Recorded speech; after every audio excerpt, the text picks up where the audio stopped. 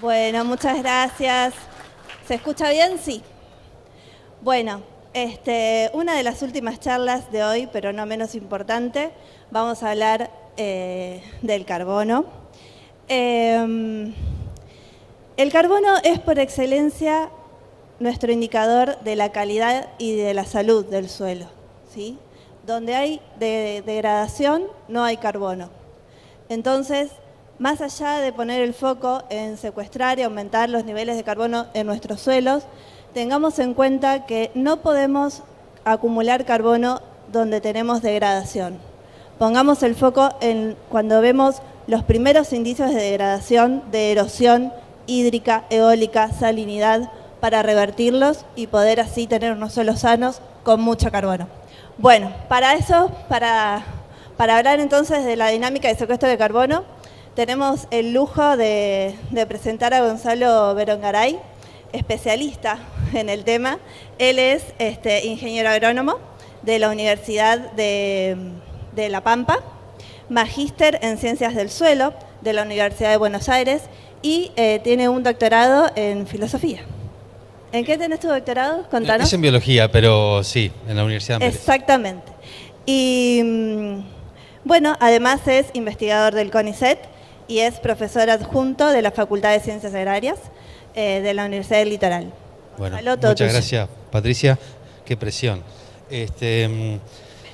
Pido disculpas, antes que nada, porque yo sé que normalmente uno viene a encontrar respuestas a este tipo de charlas y yo quería o dejarles más preguntas y a veces incomodar un poquito. Así que no sé si van a llevarse muchas respuestas, pero sí algunas cuestiones que traigo acá una listita de cosas que me gustaría charlar, ¿no? ¿Qué es el carbono en suelo? Por ahí hay algún desprevenido que todavía no sabe lo que es el carbono en suelo. Bueno, estaría bueno arrancar por ahí. ¿Qué es el secuestro de carbono? ¿Qué es secuestro? ¿Qué no es secuestro? Si el carbono conviene usarlo o acumularlo, y ahí ya nos empezamos a meter en los debates. ¿Cómo se distribuye el carbono en siembra directa? ¿Qué pasa con las entradas de carbono en siembra directa? ¿Y qué dicen los modelos de carbono sobre la siembra directa? Bien, vamos a empezar. Primera pregunta, ¿qué es el carbono del suelo? Quiero que responda. 1. ¿Nadie sabe qué es el carbono? Voy a hablar de un tema que nadie sabe. Arranco. La materia orgánica. ¿Es la materia orgánica? Cuando hablamos de carbono, ¿hablamos de materia orgánica? Firme. ¿Cómo? Parte. La materia orgánica está conformada por carbono. El 50% de la materia orgánica es carbono. Ahora, cuando hablamos de carbono en el suelo, ¿hablamos de materia orgánica? Bueno, no todo el carbono en el suelo es materia orgánica. Hay muchas zonas en la región pampeana, muchas zonas, y te diría toda la región pampeana, tiene carbonatos. Hay mucho carbono en otra forma que no es materia orgánica. Estas figuras muestran, está tapado el cartelito, pero arriba dice Pampa ondulada, región semiárida, Pampa austral. ¿Cuánto carbono hay en la materia orgánica hasta 1 metro de profundidad y cuánto carbono hay en los carbonatos? Entonces fíjense, en la Pampa ondulada aparece un poquito de carbonatos, pero hay carbonatos, hay carbono de carbonatos en los suelos de la región pampeana, de la zona núcleo, por decirlo de alguna manera. Hay mucho carbono en la materia orgánica, pero hay también carbono de carbonatos. En la región semiárida, yo soy de La Pampa, hay mucho menos materia orgánica, mucho menos carbono, y hay carbono en carbonatos, sobre todo en la Tosca. Y ni hablar en la Pampa austral, ¿no? Zona de Tosca, donde viene acá el colega, Matías Duval, donde hay muchísimo carbonato, hay mucho más carbono en los carbonatos que en la materia orgánica. Digo esto porque los métodos que hoy se utilizan para determinar stock de carbono para certificaciones no son los métodos que nosotros usamos en el laboratorio, que son el Walkie Black, que solo miden materia orgánica. Generalmente exigen utilizar métodos de carbono total, como el LECO, combustión seca con un LECO, por ejemplo. Y te miden este carbono también, te miden el carbonato. Y hay carbono de carbonatos en toda la región pampeana. Entonces hay que tener cuidado, lo digo por una cuestión metodológica, que en toda la región pampeana vamos a encontrar carbonatos. Bien, entonces, cuando hablamos de carbono, la respuesta ahora, sabemos que carbono es lo mismo que materia orgánica. No, carbono orgánico sí, carbono total hay de los dos. Bien. ¿Qué es el secuestro de carbono? Segunda pregunta. ¿Qué significa secuestrar carbono? Nadie se anima ahora. ¿Cómo? Inmóvil en el suelo. Normalmente se utiliza, secuestrar carbono significa aumentar el contenido de materia orgánica de los suelos, ¿no? Aumentar el contenido de carbono de los suelos es considerado como secuestro de carbono. Bien, eso quiere decir que si nuestras entradas de carbono al suelo son mayores que las salidas, estamos secuestrando carbono. Eso normalmente lo vemos con una mirada suelocentrista. Pero no es tan así. Porque lo que interesa a la comunidad global es si hay menos carbono en la atmósfera, no si hay más carbono en el suelo. Lo que la comunidad internacional necesita es que haya menos dióxido de carbono en la atmósfera, independientemente de lo que esté pasando en el suelo. Entonces la mirada es a otro nivel. Y cuando nosotros queremos saber qué está pasando con el carbono en el sistema, hay que considerar no solo lo que está pasando en el suelo, sino lo que está pasando en el sistema. Porque si yo, para aumentar la materia orgánica del suelo, emito más de lo que estoy capturando de carbono en el suelo, no estoy secuestrando carbono. Sigo emitiendo. Entonces, cuando hablamos, la bibliografía de carbono en suelo más reciente no habla más de secuestro de carbono. Habla de acumulación de carbono en el suelo. Porque el secuestro significa que todo esto fue compensado, que todas las emisiones han sido compensadas para aumentar ese nivel de carbono en suelo. Y esto no es nuevo.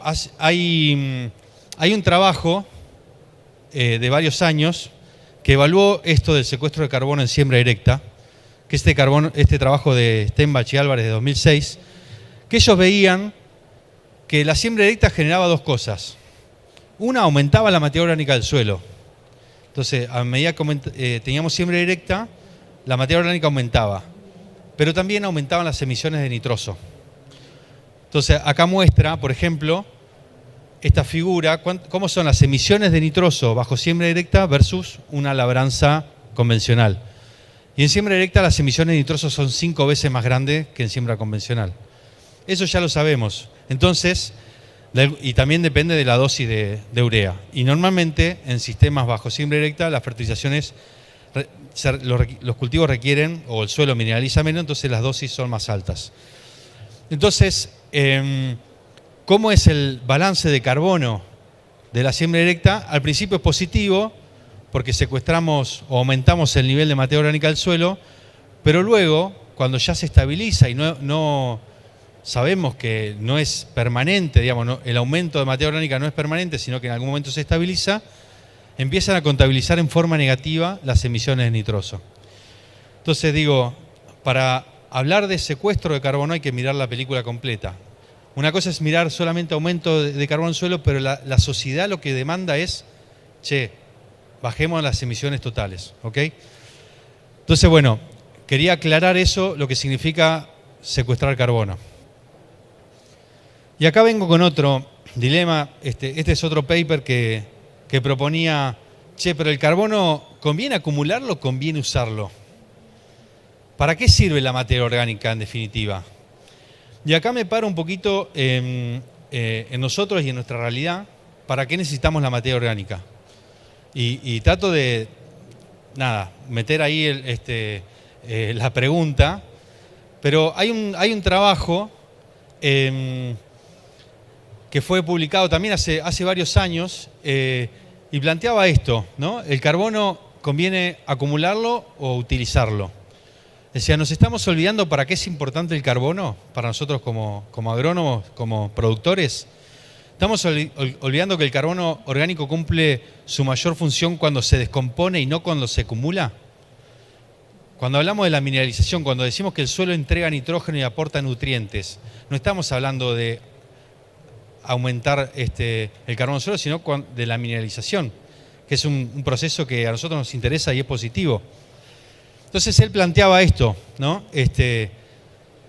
Muchos de los proyectos, en esa época se fomentaba esto, disminuir las salidas de carbono del suelo. O sea, imagínense el balance de carbono como esto, un balance entre entradas y salidas, y muchas de las metodologías que aparecían para aumentar el carbono en suelo tenían que ver con cerrar las entradas, cerrar las salidas. Y un poco lo que él propone es, aumentemos las salidas, pero aumentemos las entradas. Entonces, propongamos que la materia orgánica nos sirva para nutrir los cultivos, pero para eso hace falta incrementar mucho más las entradas. Veamos qué nos dicen entonces, ahora sí, los modelos. Tomé el modelo AMG. El modelo AMG es el modelo más utilizado en la región pampeana para modelizar qué pasa con la materia orgánica, con el carbono en los suelos. Básicamente, considera las entradas de la M, masa de los residuos de cultivo, por un coeficiente de humificación, me determina cuánto carbono activo tengo en la materia orgánica, se multiplica por un factor de mineralización y me dice cuánto estamos perdiendo de carbono. No voy a explicar en detalles, el modelo tiene un montón de cuestiones que lo afectan, tanto al factor de humificación como de mineralización. Hay una lista de arcilla, temperatura, humedad, manejo, etcétera, etcétera, que afectan la mineralización y lo mismo la humificación. Pero bien, vamos a ver qué pasa con la mineralización, digamos, estos modelos que dicen de la siembra directa. Bueno, pasar de un sistema de labranza reducida a un sistema de siembra directa baja la mineralización. O sea, el suelo a un contenido de materia orgánica, estas condiciones, ¿no? Ceteris paribus, 2,5% de materia orgánica, 17 grados de temperatura, Santa Fe, 1.100 milímetros, evapotranspiración de 1.250 milímetros, pasar de un sistema a otro significa bajar la mineralización. O sea, es bueno para aumentar el nivel de materia orgánica, pero si lo consideramos desde el punto de vista de la entrega que hace ese suelo de nutrientes, le estamos poniendo un freno a la mineralización. Entonces, quizás el objetivo sería aumentar mucho más la materia orgánica para que me termine ofertando más nutrientes. Y acá lo que vemos, perdón por la cantidad de datos, pero me voy a centrar en algunos nada más, es qué pasa con la humificación. Cuánto se humifica de los cultivos en cada sistema de labranza. Tomemos los cereales, por ejemplo, significa pasar. También se reduce la humificación. Incorporar los residuos en labranza o en labranza reducida me humifica más, o sea, cada tonelada de residuo que yo genera más materia orgánica que en siembra directa, donde los residuos quedan en superficie y muchas veces se fotodegradan, se pierden, se oxidan en superficie sin llegar al suelo. Eso es lo que nos dicen los modelos y es lo que normalmente apoyado a partir de datos.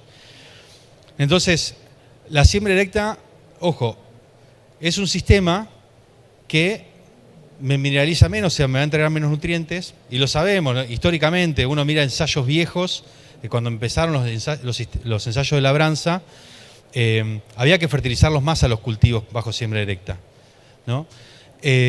Pero necesitan niveles de materia orgánica más altas. Si queremos que nos entregue la misma cantidad de nutrientes, el mensaje es, necesitamos niveles de materia orgánica muchísimo más altos que en otros sistemas de labranza. Y más teniendo en cuenta que la humificación de los residuos también es menor. Mensaje, conclusión atrás de esto es, necesita mayor volumen de aportes para construir mayor cantidad de materia orgánica. Bien, simplemente, ¿Qué es esto? ¿Qué es la construcción de materia orgánica? Es incorporar los rastrojos, malezas o fuentes orgánicas para la formación de materia orgánica. Tema raíces, ¿no? Como decía, mucho se oxida en superficie. Las raíces fue una cuestión que empezamos a considerar hace varios años, de la mano de Gervasio Piñeiro, que lo vi hace un ratito por acá. Nos empezó a meter el tema de las raíces, la rizodeposición. Bien, cerca del los cultivos en promedio entre cultivos y pastizales, alrededor del 30% de la biomasa total que generan va a raíces o rizodeposición. ¿Qué pasa en siembra directa? Y ahí está Silimov, está Eugenio Ollero, que tiene un ensayo de larga duración sobre el tema de compactación en sistema de siembra directa. Vemos estas cosas. No es el ensayo, otro lote, no sé si se ve, pero esa raíz es una T. Donde cortó el surco de la sembradora, la raíz entró. Después hizo así. Entonces, este es un problema, digamos. Le tenemos mucha confianza al aporte de raíces de los cultivos, pero también, ojo que quizás es un sesgo de donde estamos nosotros, con 70-75% de limo, y donde esos rojeles que aparecen ahí son tremendos. Pero ojo con confiarse con el aporte de raíces. Tenemos que ver qué está pasando también con la calidad física de los suelos, ¿no? Estos son datos del ensayo que les mencionaba recién. Fíjense la cantidad de raíces que aporta un cultivo, en este caso girasol, en la huella donde transita donde transitan la maquinaria versus donde no transitan, ¿no? Entonces aparecen estos desafíos en siembra directa. Efecto de manejo. Y con esto vamos terminando. Estos 3 trabajos distintas revisiones en distintos lugares del mundo, muestran cómo es la distribución vertical del carbono. Cómo cambia la materia orgánica cuando pasamos de convencional a directa, ¿no? Y lo que muestran es lo que venimos sabiendo, ¿no? Los cuadrados verdes muestran 0,20 de profundidad, la profundidad que medimos acá en Argentina. Normalmente medimos a 0,20, ¿qué pasa con la materia orgánica? Lo que vemos es que con siembra directa aumenta la materia orgánica a 0,20. Generalmente, sobre todo en los primeros centímetros, 0,10 donde más aumenta, ¿no? Esos datos los habrán visto 20 años que venimos viendo esos mismos datos. ¿Qué pasa abajo? ¿Qué pasa entre los 20 y 60 centímetros? Acá pierde, allá pierde. O sea, cuando nos vamos más abajo, cambiamos un sistema que ponía los residuos ahí abajo, lo empezamos a poner arriba y aumentó arriba. Pero ojo con lo que está pasando abajo. Otro mensaje. Pero tenemos alternativas. Esto es la inclusión de cultivos de cobertura. La línea azul es el sistema de siembra directa y la línea verde la inclusión de cultivos de cobertura. Fíjense que podemos aumentar en profundidad mucho el carbono. ¿Cuánto? ¿Cuánto aumenta? ¿Cuánto pierde? ¿Cuáles son las tasas? Números. Me gustaría que se lleven algunos números. El cambio de un cultivo anual a una pastura, en promedio a nivel global, estas son revisiones globales, media tonelada por hectárea por año. La incorporación de abonos, la miro de reojo también a Silvia, es 0,4 toneladas de carbono por hectárea año. Cultivo de cobertura 0,3, la fertilización. Después viene la siembra directa con 0,2, cuando la consideramos a 30 centímetros. Cuando la consideramos a 60 centímetros, sale neteada. Bien, y estamos hablando de estos números. Siempre recalco estos valores porque a veces veo cambios anuales de carbono de 8 toneladas. Imposible. ¿Está? Bien. De nuevo, ¿nos estamos olvidando para qué es importante la materia orgánica? Más allá de lo que está pasando y las demandas ambientales y globales, acordémonos de lo que es importante para nosotros, ¿no? Estos son datos también del centro de Santa Fe. La materia orgánica aporta el 70% del nitrógeno que requiere un cultivo de maíz. promedio de, no me acuerdo, hicimos una tesis con Ezequiel Bruno, eran muchos sitios, más de 200 sitios de maíz, más de 200 sitios en trigo, lo mismo, 70% del nitrógeno para estos cultivos de cereales viene de la materia orgánica, o sea, es importante por esto. Esto es la relación entre materia orgánica y disponibilidad de zinc. Fíjense, suelos de más de 2,5 de materia orgánica, cómo aumenta la disponibilidad de zinc. Menos de 2,5, todos por debajo del umbral crítico de zinc. Esta figura muestra la respuesta a boro en suelos con distintos niveles de materia orgánica, en girasol. Microelementos, zinc, boro. Entonces, la respuesta a boro baja, o sea, el cultivo no responde a boro a medida que aumenta la materia orgánica. Entonces, no nos olvidemos para qué es importante la materia orgánica. Con esto les quería agradecer. Formo parte de un grupo, acá está parte del equipo, y no quería dejar de invitarlos, 18 y 19 de septiembre, el Congreso CREA en Tecnópolis. Muchas gracias. Hola, hola. Bueno, muchas gracias, Gonzalo. Va a aparecer un código QR que pueden ustedes escanear para mandar las preguntas por WhatsApp. Y van a llegar acá a un telefonito, así que, bueno, si igualmente alguien tiene alguna pregunta y no llega, levanta la mano y hacemos con el micrófono.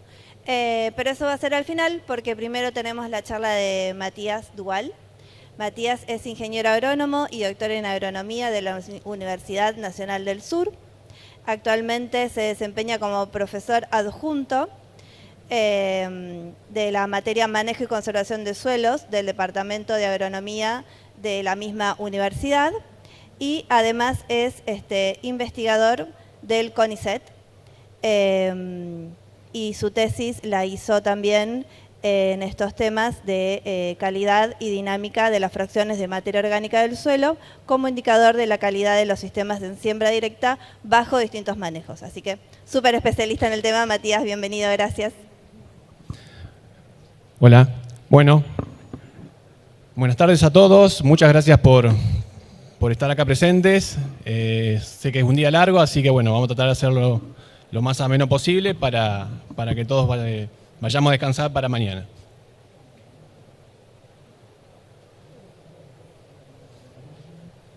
¿Esa que la tienen que poner allá?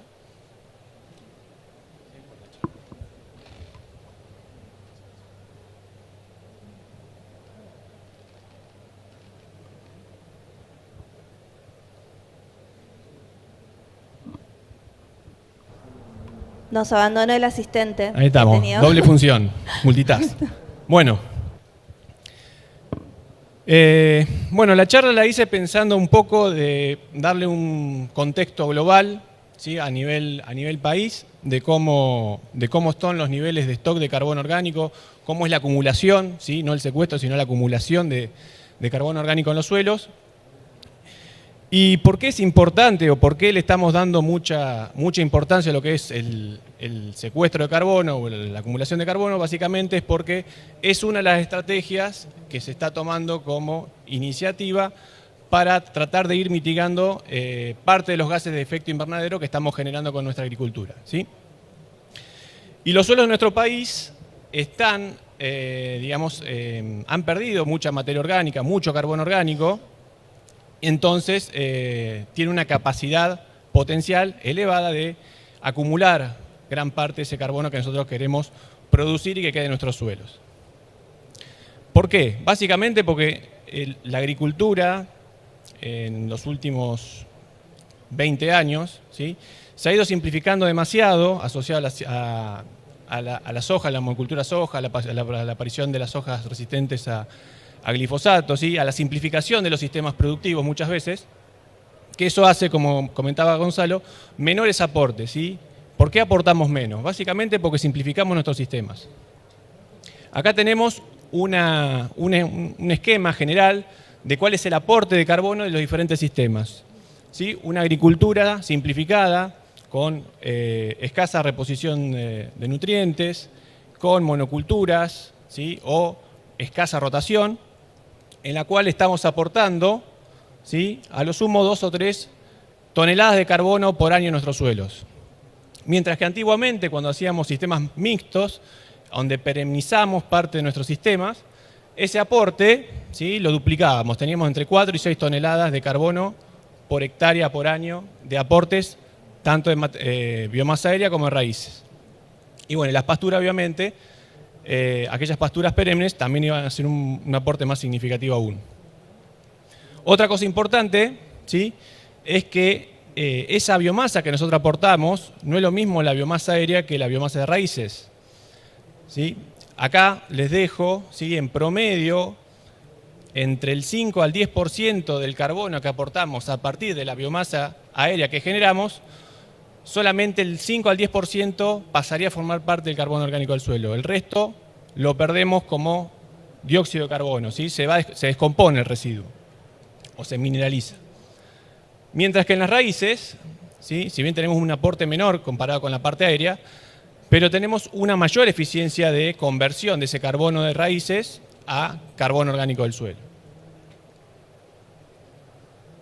¿Sí? Entonces nosotros tenemos que pensar nuestro sistema como algo dinámico en la cual tenemos entradas, ¿sí?, las entradas que nombraba Gonzalo, ¿sí?, residuos aéreos, biomasa de raíces, abonos orgánicos en los casos que se pueda, rizodeposiciones, y tenemos pérdidas, ¿sí?, o salidas asociadas a la descomposición, a la mineralización del carbono orgánico del suelo, a la erosión, ¿sí?, que es muy importante. Cuando nosotros perdemos carbono, también hacemos que nuestros suelos sean más susceptibles a los procesos erosivos, y todas esas son pérdidas de carbono, pérdidas de suelo de nuestros sistemas. Y eso lo vemos a nivel de región pampeana, ¿sí? Hay muchos trabajos parecidos o relacionados, en los cuales ven marcadamente una disminución del carbono orgánico de los suelos entre un 30 y un 50%, ¿sí? Eso, porcentaje más, porcentaje menos, pero todos concuerdan que andan en esos valores. Y eso básicamente, ese carbono que perdimos, es a través de su descomposición, es decir, emitimos ese carbono como dióxido de carbono hacia la atmósfera.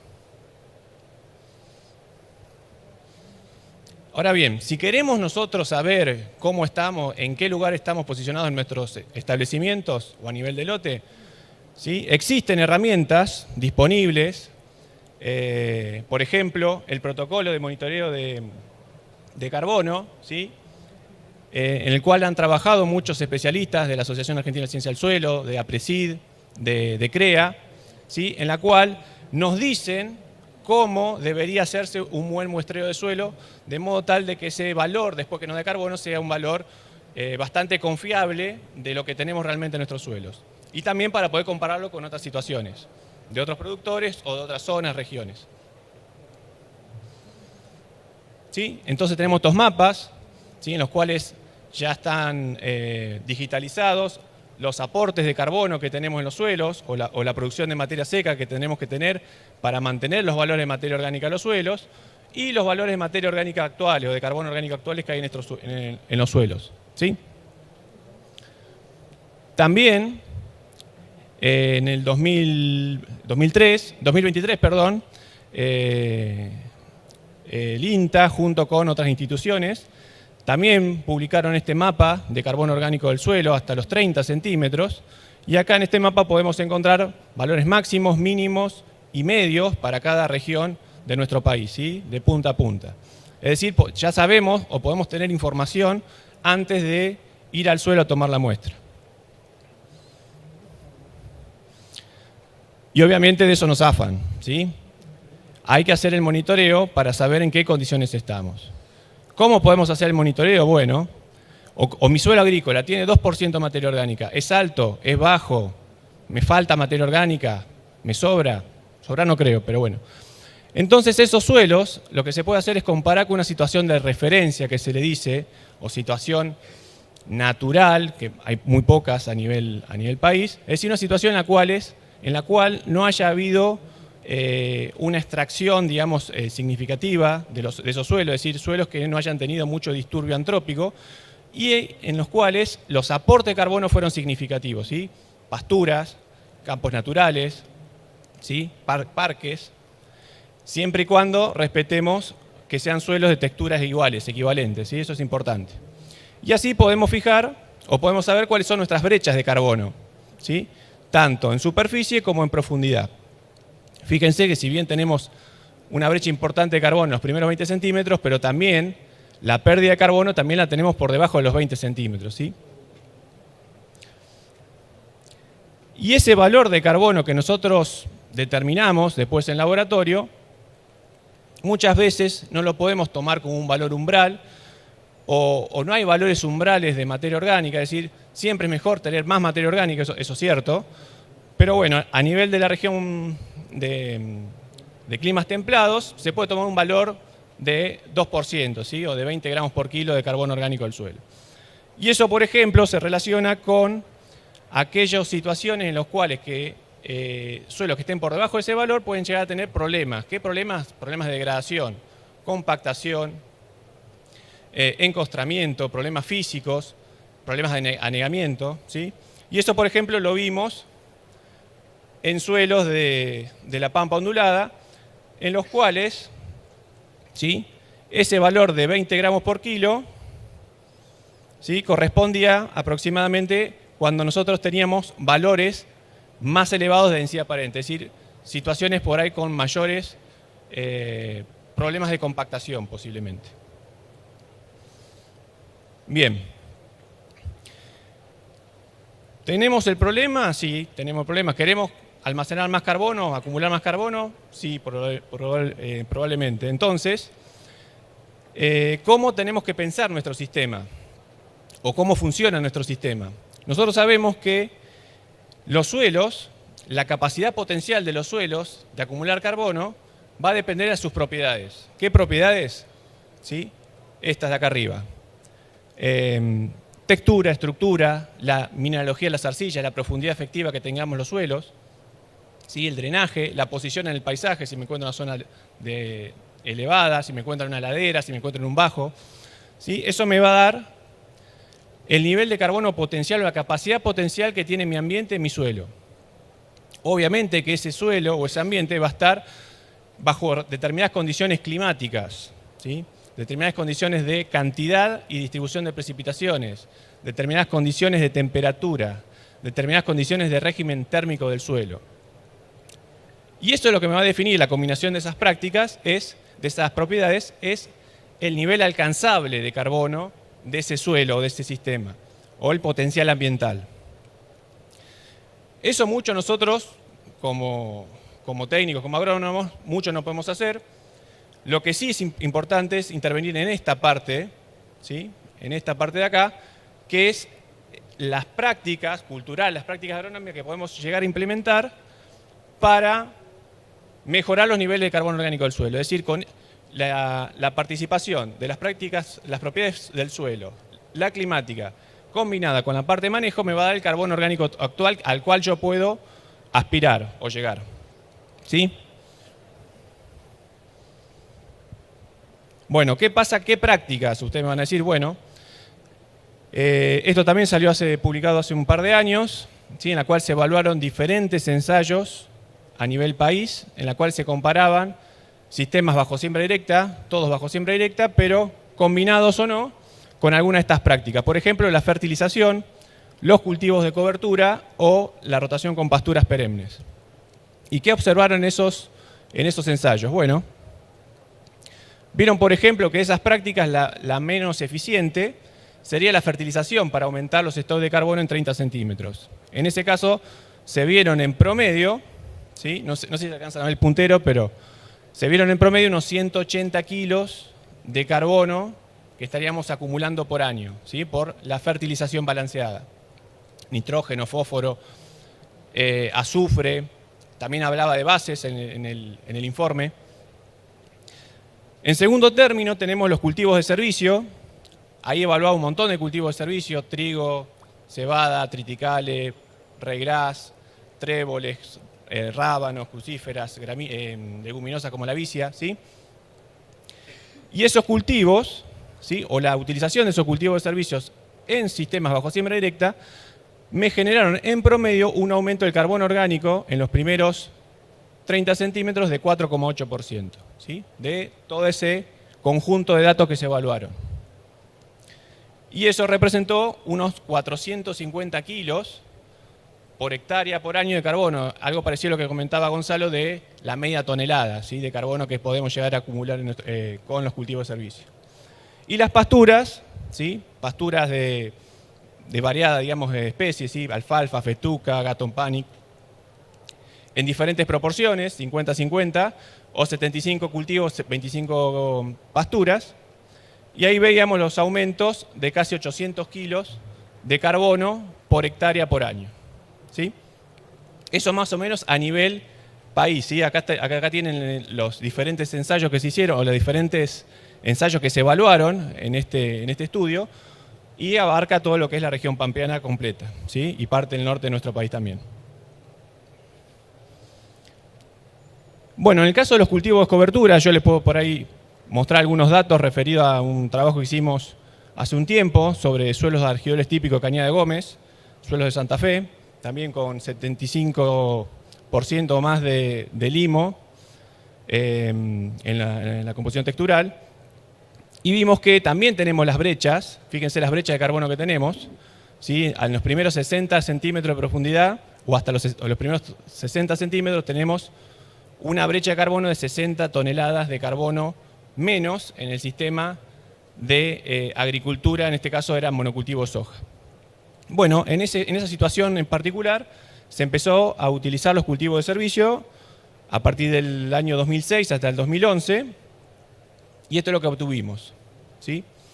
Por un lado, fíjense en el gráfico de arriba, es el aporte de carbono de cada uno de los cultivos, el aporte de la soja, los residuos de la soja aportan carbono también, ¿sí?, y el aporte de los cultivos de servicio. ¿Qué cultivos de servicio? Trigo, avena, avena vicia y vicia eran. Y como se evaluó o se monitoreó el carbono tanto al inicio del ensayo como al finalizar el ensayo en el 2011, pudimos saber cuál era la diferencia de masas que teníamos de carbono entre el inicio y el final. Sabiendo los aportes, pudimos saber que, por ejemplo, ¿sí?, para ese suelo, ¿sí?, suelos argidoles típicos de Cañada de Gómez, se necesitaban unos 4.200 kilos de carbono aportados por los residuos para mantener los niveles estables, ¿sí?, es decir, que ni me aumente ni me disminuya. Pero también teníamos situaciones en las cuales podíamos aportar carbono, es decir, no mantener, sino empezar a construir parte de ese carbono que fuimos perdiendo con la agricultura.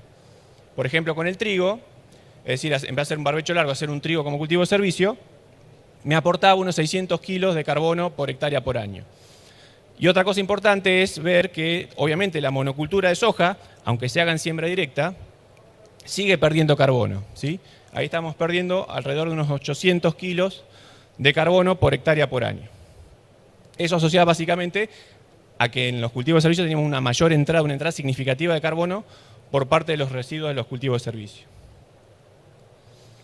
¿Sí? Y eso también lo veíamos, por ejemplo, cuando evaluábamos el carbono orgánico en los primeros 20 centímetros, ¿sí? Veíamos cómo en el testigo, a medida que avanzábamos en el tiempo, en el ensayo, los niveles iban cayendo, mientras que con los cultivos de servicio la forma era inversa, ¿no? Iba aumentando a medida que tenían más años acumulados de cultivo de servicio.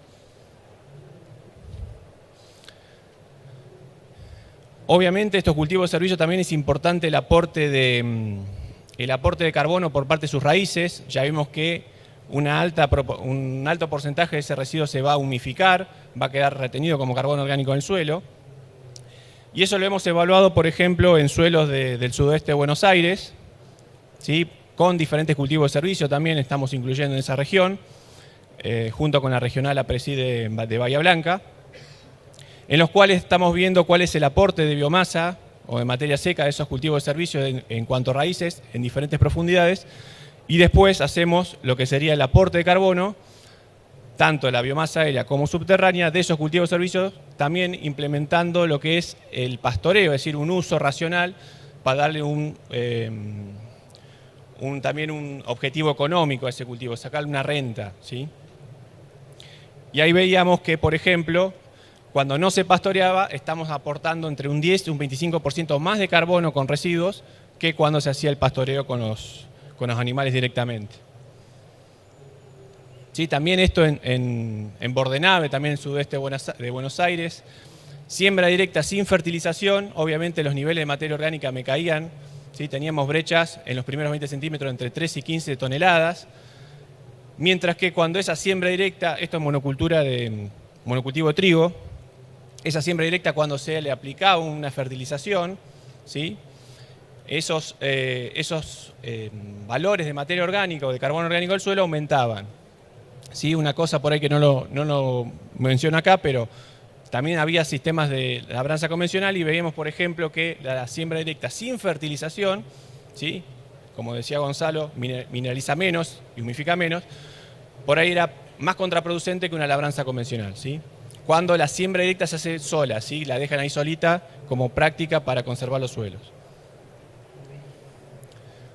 Esto también fue un proyecto muy grande, el Biospas, que arrancó en el 2009, que yo fui parte de mis datos de tesis, los hice con este proyecto, en el cual se evaluaban también las buenas prácticas agrícolas, ¿sí? ¿Se acuerdan? Buenas prácticas, digamos, rotación de cultivos diversificada, utilización de cultivos de servicios, fertilización balanceada, manejo integrado de plagas, comparado con situaciones de pobres prácticas agrícolas, es decir, situaciones en las cuales no hay una rotación predeterminada, la reposición de nutrientes se hacía por debajo de lo que es la reposición, la extracción, perdón. Entonces veíamos, por ejemplo, que, y a su vez había mayor frecuencia de soja o mayor cantidad de cultivos de soja dentro de lo que es esa pobre práctica agrícola, veíamos que a medida que aumentábamos la frecuencia de soja en los tratamientos, caían significativamente los aportes de carbono que hacían esos sistemas, ¿sí? Y si bien esos sistemas muchas veces no se veían los valores, o los valores de carbono orgánico total todavía no reflejaban esa diferencia entre prácticas de manejo agrícolas, lo que sí veíamos, sí, que había otras variables, ¿sí? Como carbono orgánico particulado, que también creo que hay una charla el día de mañana, es decir, carbonos solubles, macroporosidad, ¿sí? Asociado a lo que es la compactación, que empezaban a aumentar antes o empezaban a mostrar indicios antes que, por ejemplo, el carbono orgánico total. Y a su vez, aquellos tratamientos, ¿sí? Los que están más hacia la izquierda, en rojo, que estaban con escasa reposición de nutrientes, con una rotación, digamos, pobre o sin rotación en monocultura, veían que tenían mayores valores de densidad aparente, es decir, el suelo empezaba a compactarse antes de que los valores de carbono orgánico muchas veces cambien. Bueno, para ir terminando, porque ya tenemos poco tiempo, ¿sí? Por ahí un resumen, ¿sí? La siembra directa no es suficiente, es condición necesaria pero no suficiente para nuestros sistemas para tratar de acumular carbono, recarbonizar los suelos. El manejo va a definir el destino, si el carbono lo queremos en el suelo o lo queremos en el aire. ¿Sí? Acá los cultivos de servicios van a ser, digamos, un actor principal en muchos de los sistemas productivos de nuestro país, asociado a la gran variabilidad que tenemos en los aportes, tanto de biomasa aérea como de raíces, en cuanto a calidad y cantidad, ¿sí? Brechas de carbono, ¿sí? Digamos, tenemos potencial para acumular carbono. ¿Por qué? Porque los suelos, durante los últimos años, asociados a la vasta historia agrícola de nuestros suelos, han perdido carbono. ¿Sí? Ese carbono tenemos que volver a recuperar o a volver a nuestros suelos. Las fracciones lábiles, yo las mencioné en la diapositiva anterior por arriba, pero las fracciones lábiles muchas veces responden más rápido o dan indicios más temprano que el carbono orgánico total para evaluar diferentes prácticas de manejo, ¿sí? Y monitorear, ¿sí? Siempre tenemos que monitorear para saber cómo estamos. Y por último, por ahí para un poco reflexivo, yo no la miré, no sé si alguno de ustedes ya la miró, a la serie. Lo viejo funciona, Juan, lo viejo funciona. Y yo creo que en los suelos también, ¿sí?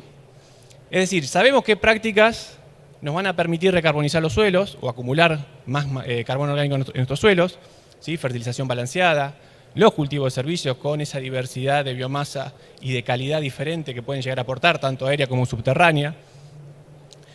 Ese es lo que se llama como intensificación sostenible o ecointensificación. Las pasturas, que cuando se puedan, en aquellos sistemas que se pueden incluir pasturas, también son importantes, ¿sí? No es un misterio, ¿sí? Está la evidencia. Hay trabajos, yo demostré algunos, Gonzalo también, hay miles de trabajos que avalan eso, ¿sí? Pero prácticas aisladas no van a ir a ningún lado, ¿sí? Para que realmente, digamos, se mueva la aguja del carbono en el suelo, es necesario su combinación, ¿sí? Su sinergia, para que realmente los balances o la acumulación de carbono, bien dicho, sea positiva, ¿sí? Que tengamos mayores entradas, ¿sí? Lo importante es, como decía también Gonzalo, mayores entradas, ¿sí? La salida después vemos cómo la podemos solucionar, pero siempre tenemos que aportar más carbono a nuestros suelos. Bueno, recarbonizar es posible, ¿sí? Lleva tiempo. Yo le mostré datos ahí de aumento de carbono después de 6-7 años, ¿sí? Entonces, si hacemos 1, 2, 3 años no tenemos efectos, bueno, tampoco nos desanimemos, ¿sí? Es decisión. Entonces, como en el Eternauta, no se trata de inventar lo nuevo. ¿Es necesario lo nuevo? Sí es necesario, pero en este caso es también muy importante hacer bien lo que ya sabemos que funciona, ¿sí? Así que bueno, muchas gracias.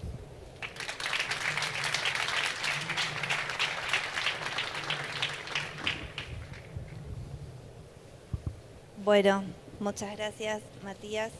Creo que ahí era. Vamos a ir con algunas preguntas que fueron llegando al WhatsApp.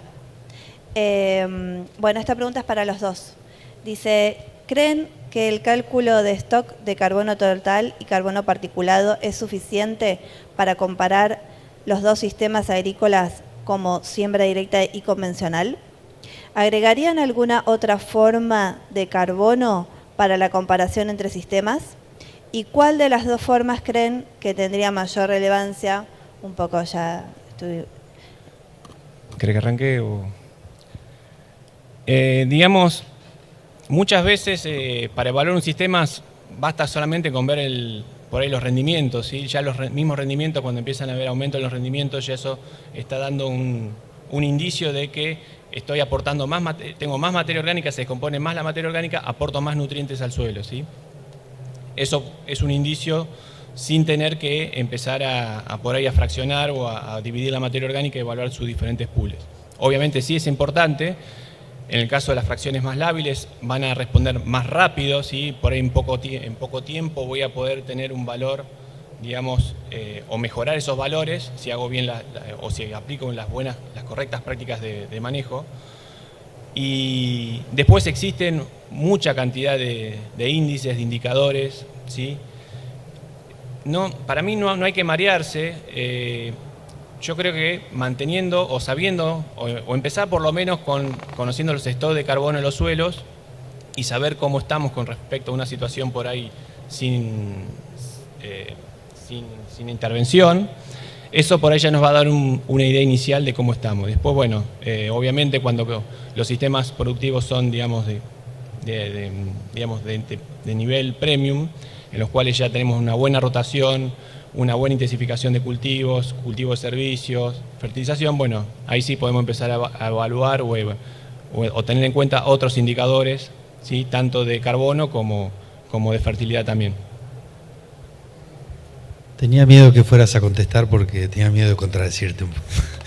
No, porque sé que trabajan mucho en fraccionamiento, pero coincido que el carbono total sigue siendo lo que hay que mirar. Materia orgánica total, carbono total, me parece que es el mejor indicador.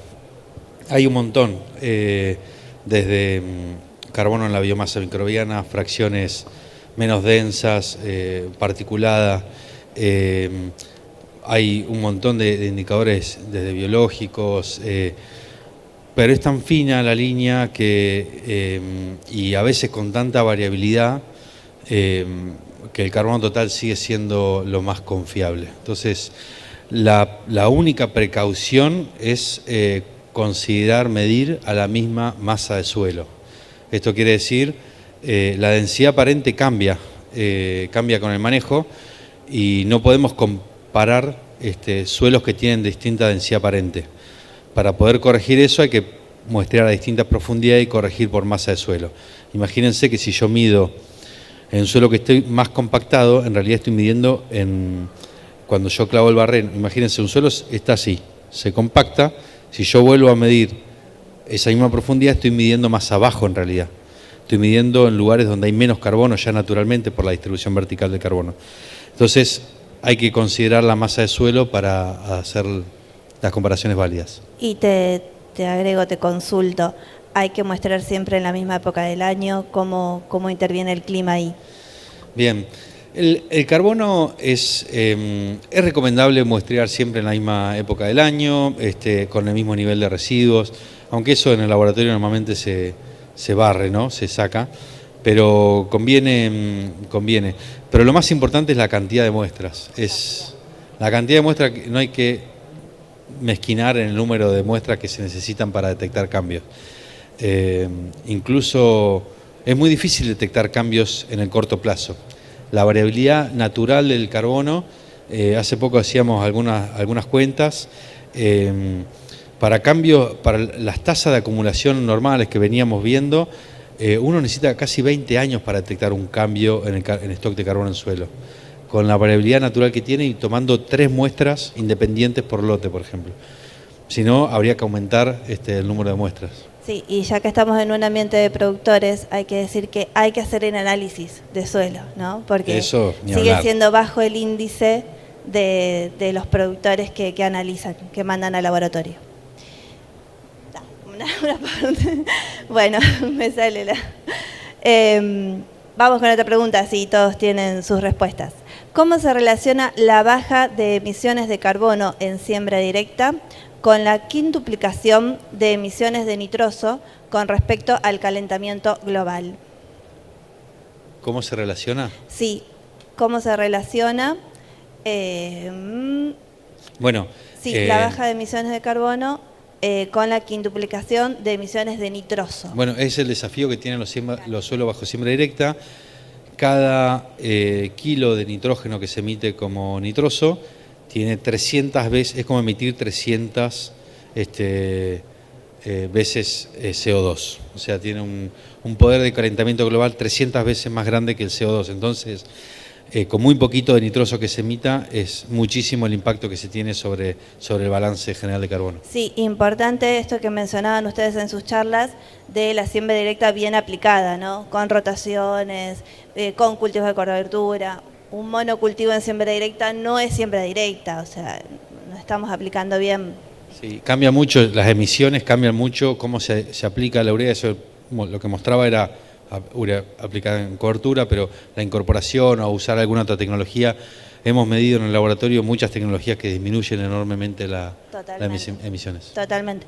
Bueno, para Berengaray, para la zona semiárida, oeste de Buenos Aires, este de La Pampa, ¿qué se consideraría una secuencia balanceada de especies diferentes de cultivos de cobertura a fin de balancear el aporte de carbono y ciclado de ese carbono orgánico? Bien, ¿qué pregunta? Pero sigue, una cosita más sí. Decía abajo, en una rotación solo agrícola en cultivos estivales, o sea, bien específico.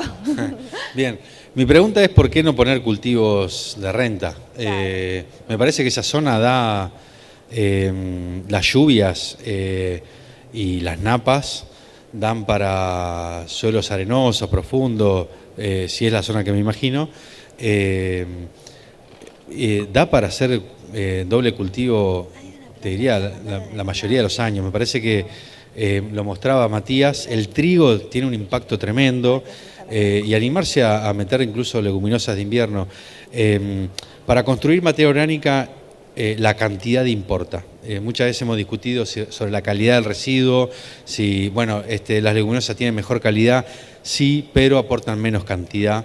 Y en lo que vemos, los datos nos muestran es que la cantidad es más importante que la calidad. Y así un maíz que aporta más retrojo aumenta más que una soja que es leguminosa. Lo mismo con las leguminosas y las gramíneas de invierno. En general, cuanto más gramínea vamos a incorporar mayor cantidad y el aporte va a ser mayor. Pero para mí esa zona, más que yo me animaría a plantear doble cultivo permanente. Si no da para un trigo, será para un verdeo de invierno que lo termine pronto, digamos, pero son zonas, en un panel anterior discutíamos eso. Yo soy más pro cultivos de renta, digamos, porque hoy lo que está faltando es que haya más cultivos de invierno.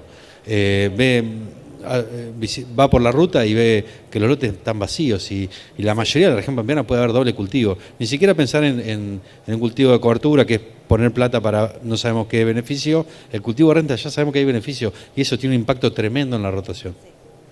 Sí, un poco lo que decía Matías al final de su charla. No es cuestión de lo que ya aprendimos durante años, ponerlo en práctica, dejar el suelo cubierto, siempre cultivado, labrar cortando la pendiente, evitar poner los focos en que no haya erosión, que no haya degradación, y un poco lo que ya siempre aprendimos. ¿Preguntas del público? No tengo más. ¿Alguno quiere hacer un comentario? No, por ahí para la última pregunta, por ahí agregando algo más que lo que comentaba Gonzalo, creo que había dicho que era agrícola el productor. Sí. Bueno, ahí digamos puede entrar, los cultivos de renta de invierno pueden entrar. En el caso del verdeo por ahí no, ¿sí? Pero en el caso de los cultivos de servicio están, digamos, son un bien necesario por eso, porque tenemos una muy baja rotación de cultivos, ¿sí? Si hacemos cultivos de estivales, ¿sí? Haremos maíz, soja y algún año girasol, ¿sí? Entonces tratar de, aunque sea, no todos los años, pero ir incluyendo, aunque sea un trigo, una cebada, ¿sí? Y en el caso de cultivos de servicios, que te puede llegar además de aportar carbono, te puede llegar a aportar nitrógeno, como el caso de una vicia. Bueno, en el caso de vicias, tener cuidado que por ahí la descomposición es muy rápida, se pierde rápido la biomasa. Bueno, ahí en ese caso hacerla con algún tipo con alguna gramínea, ¿sí? Yo creo que ahí el este de la Pampa, el centeno anda muy bien. Y no mucho más, ¿sí? Yo creo que también, digamos, no sé si es por cuestiones económicas, pero hay un cultivo de cosecha fina, digamos, a no ser que empiece a, digamos, repercutir sobre el rendimiento de la soja o el del maíz, eso va a ser medio de segunda, pero sería, digamos, lo ideal, ¿sí? Tratar de hacer, aunque sea cada 2 o 3 años, hacer un cultivo de fina porque, digamos, el aporte de carbono que veían ahí del trigo era en floración, ¿sí? Si nosotros dejamos esta cosecha, obviamente nos llevamos parte del grano, pero es aún mayor el aporte de carbono del trigo, ¿sí? Bueno, acá nos ponen un cartel así en rojo que dice terminó su tiempo, así que no sé, yo... Game over. Sí. Les agradecemos nuevamente con un fuerte aplauso a estos investigadores que son un lujo, nos representan en muchas partes del mundo, y bueno, y a todos ustedes muchas gracias por quedarse hasta el final.